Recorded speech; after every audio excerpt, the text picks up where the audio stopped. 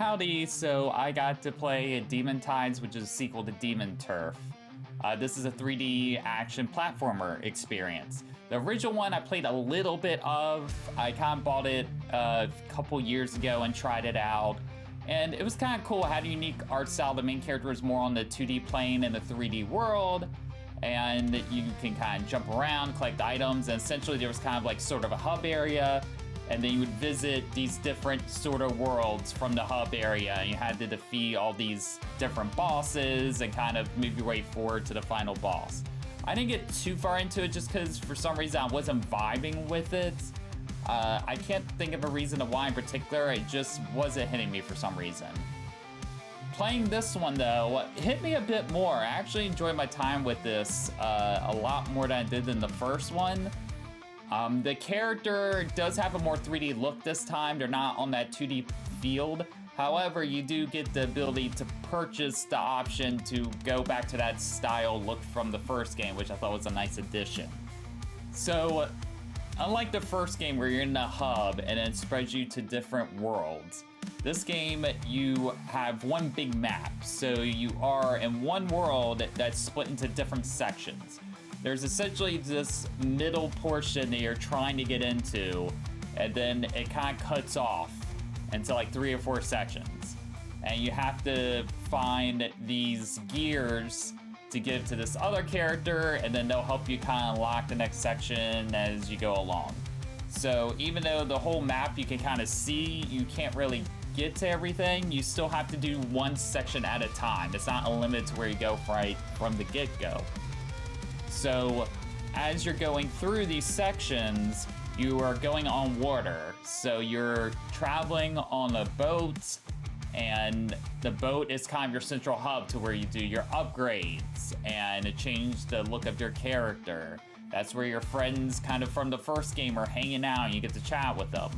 And occasionally the boat will start in this middle section, and then as you visit specific little islands, the boat will kind of follow you there. But not every island, just some of the bigger mainland ones. And that's how this game works.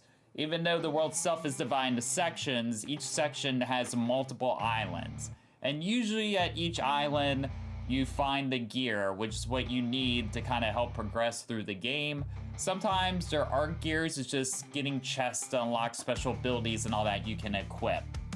And then on top of that, when you go visit the boat, you can buy other abilities as well or give yourself more options there.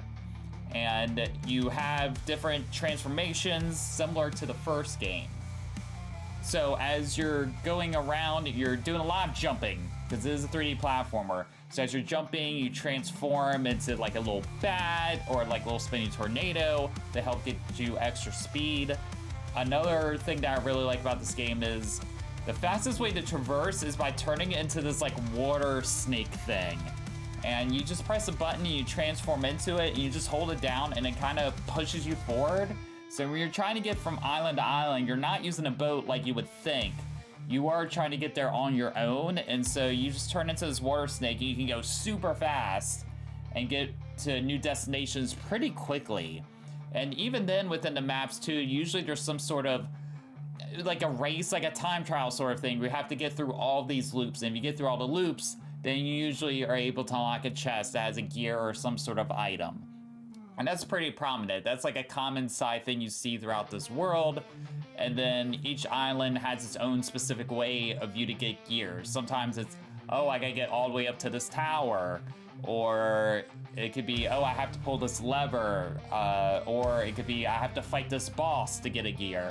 So there's a lot of variety there. And the game kind of helps keep track of where you've been. And on the map too, it'll kind of circle sort of where you need to go.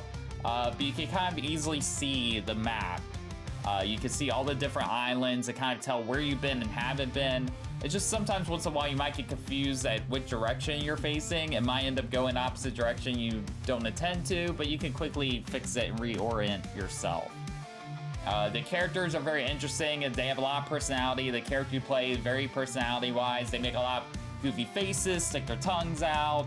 A little bit comic booky, cartoony sort of vibe we're going for here. The story does continue off from the first game, but if you haven't played it, it's okay to do kind of a quick catch up and be like, okay, this is what happens. And then it kind of catches up on what you need to do. So yeah, I feel like not enough people really played the first one, so I hope more people play it with the release of the sequel.